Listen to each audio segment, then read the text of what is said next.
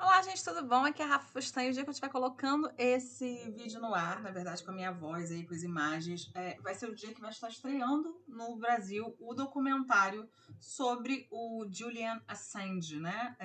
Enfim, eu sabia poucas coisas sobre ele, eu sabia, assim, bem de notícias de TV. E esse documentário, na verdade, ele explica bastante porque que muitas pessoas mudaram a visão que tinham do que era dito na mídia, principalmente através do que os Estados Unidos, né, queria que fosse visto e do que de verdade acontece quando se tira a liberdade de imprensa. Enfim, se discutem várias questões, mas também se discutem questões de até onde é sigilo, até onde não é. Não que o documentário exatamente vá discutir a questão do que é certo ou o que é errado, porque ali ele foi criado pelo meio-irmão do Julian, ele tem a visão do pai e da noiva dele, da Stella. E ali são pessoas que têm apoio, que ele tem apoio, né? Inclusive o pai dele está de malas prontas para o Brasil, ele vai vir ao Brasil. O pai dele é o John Shipton, ele está de malas prontas, ele é um australiano, igual, né, o filho e tal. Eles são australianos, na verdade.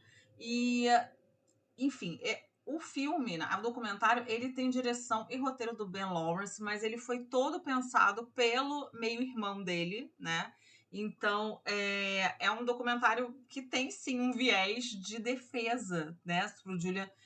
Então, assim, Itaca, a luta de Assange, ele é um documentário que protege, que quer fazer com que a opinião pública ainda mais apoie um cara que está preso já há um tempo e que, para eles, tem uma visão de que é injusta essa prisão. Afinal de contas, né, as pessoas têm o direito, ele é um jornalista e tudo, de relatarem. Os Estados Unidos chegou a colocar que ele tinha que tudo que ele tinha publicado, né, era junto com a Rússia, foi a Rússia que fez vazar, eles que investigaram, ele disse que nunca tinha.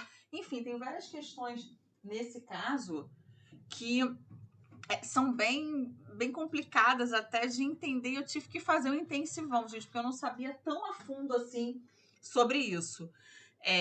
Bom, a primeira coisa é que ele fundou o Wikileaks, né, em 2006. Em 2010, ele divulgou, entre outros documentos que ele divulgou documentos secretos do exército americano sobre guerras, né, do Afeganistão, né, enfim, outras invasões aí americanas famosas. E ele está preso desde 2019 nesse local que ele está agora, que é em Londres, mas ele já esteve por muito tempo dentro da embaixada do Equador em Londres, onde ele também conseguiu a cidadania dele. Então tem várias histórias sobre isso. Ele foi filmado, a CIA fez com que ele fosse filmado full time. A esposa dele, a noiva, né, estava grávida, ela ia visitá-la, mas ela recebia ameaças. Então tudo isso é mostrado no documentário. O produtor, que eu tinha esquecido o nome, tá aqui, é o Gabriel Shipton. Ele é o meio-irmão dele. E quando ele procurou o diretor, ele estava com a proposta de fazer um documentário que acompanhasse essa luta do pai dele, que abandonou tudo um pouco antes da pandemia, depois teve que ter uma pausa por causa da pandemia. Ele já é um senhor de idade, né, assim. Então, ele parou tudo na Austrália, foi para o outro lado do mundo, ele foi para Londres, né, para Inglaterra, para poder acompanhar e lutar pela liberdade do filho, assim como a Stella, que é a noiva dele, com o filhinho, também lutam ali pela liberdade dele. Ele está na prisão de Belmarsh, né? Onde é uma prisão ali que é considerada de segurança máxima. Durante a pandemia, ele chegou a ficar em solitária, ele chegou a ter um pequeno, não sei se agora será um AVC, enfim, ele teve uma questão de saúde também que preocupou muito a família dele, e assim que começaram a filmar, teve que dar uma pausa de uns meses por causa da pandemia, não podia se filmar nada, não podia local nenhum, não podia vê-lo. Então, é um filme realmente que a gente fica com muita pena, principalmente do pai, por estar passando por isso. O pai, inclusive, tem uma filha pequena, né, de outra relação e tudo. Então, é muito intenso tudo isso. E a ideia dele, gente, é exatamente isso: é comover quem está assistindo e fazer com que mais pessoas, já tem muita gente famosa, jornalista, imprensa em peso, né, a favor de que ele não seja deportado. O que os Estados Unidos quer? A Suécia tinha dito que o deportaria, então ele acabou fugindo de lá. ele acabou indo para a Inglaterra. A Inglaterra entende que, pelo que eu entendi aqui, né, gente? Entende que se ele fosse para os Estados Unidos, ele poderia se matar em uma das prisões, porque é isso que acontece com o ritmo, né, do que acontece dentro das prisões americanas, para quem tem esse histórico, né, de ter vazado alguma informação que é importante, tudo aquele jeito, né, que os Estados Unidos trata essas coisas deles. Então, ele luta muito para ser solto, né, e para ter essa liberdade, e já foi negada várias vezes nos Estados Unidos essa extradição, mas ele segue preso. Então, a família segue aí lutando, e é por isso que esse documentário para eles é tão importante assim, porque é a batalha da liberdade desse cara, que na verdade, até hoje, né, o site, pelo que eu vi, ele existe, e esse documentário ele é uma junção da Austrália com o Reino Unido, exatamente para mostrar o quão cruel é prender alguém por ter publicado verdades.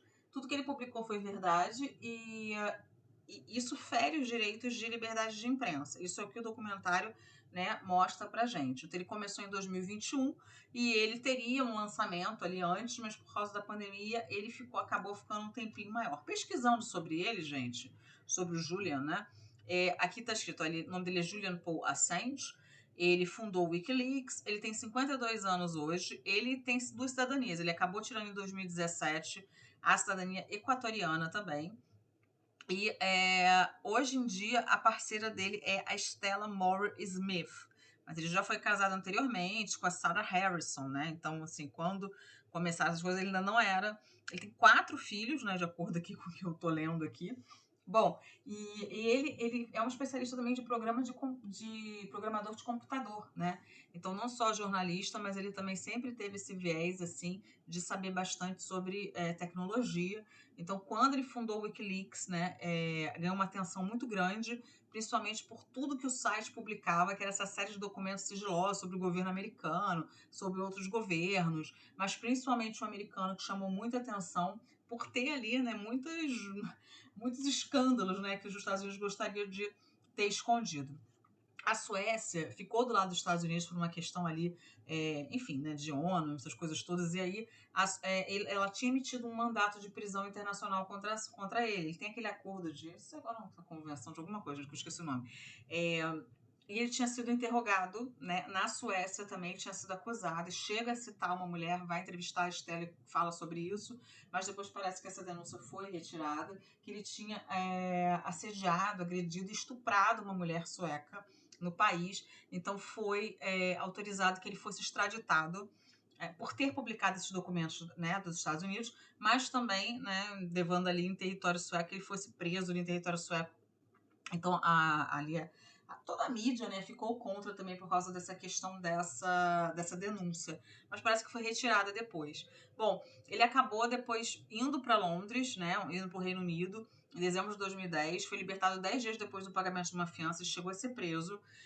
Mas só que ele acabou contestando o processo de extradição, violou alguns termos da fiança e em junho de 2012 ele fugiu.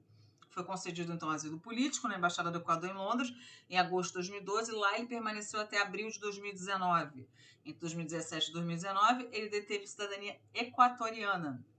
Por fim, as autoridades suecas encerraram a investigação no caso de estupro, revogaram seu pedido de prisão europeu ainda em 2017. A polícia de Londres, contudo, afirmou que caso Assange deixasse a embaixada, seria preso imediatamente. Em janeiro de 2021, a justiça britânica negou, alegando risco de suicídio nas prisões norte-americanas, então a extradição dele para os Estados Unidos. Dentre outras coisas que ele relatou, tem ali conversas da Hillary Clinton, e-mails, né, enquanto ela era ali candidata, né, na eleição presidencial dos Estados Unidos em 2016, ela perdeu para o Donald Trump, e os democratas acusaram também que fosse uma coisa ligada à Rússia, o que ele nega veemente, diz que não tem nada a ver isso. Ele negou qualquer associação, colaboração com o governo russo. Bom, eu gostei muito do documentário, né? Eu acho que tem ali vários. Lógico que é um documentário feito, né, para a gente entender mais, puxar, mas eu também acredito que não seja, né, algo para ficar preso o resto da vida, para acabar com a vida da pessoa, nada disso. Mas os Estados Unidos é sempre muito protetor, né? Enfim, ali das suas questões de guerra, as coisas são muito fortes quanto a isso. Para eles é uma dor muito grande, mexe muito com o ego deles e tal, mas os próprios jornalistas americanos aparecem ali dando apoio a ele. Não posso dizer que são todos, mas pelo que eu li, até as matérias e tudo, né? Tem cada vez mais gente apoiando ali que ele seja libertado. Bom, é isso, gente. Eu gostei muito do documentário, minha nota de que é muito bom. Um pouquinho, né, grande, mas eu acho que cumpre ali o seu papel de explicar e da gente ter ali a nossa opinião, se a gente acha certo, se acha errado, deve apoiar ou não. E é isso. Eu vou ficando por aqui. Um beijo grande. Até o próximo vídeo, pessoal. Tchau!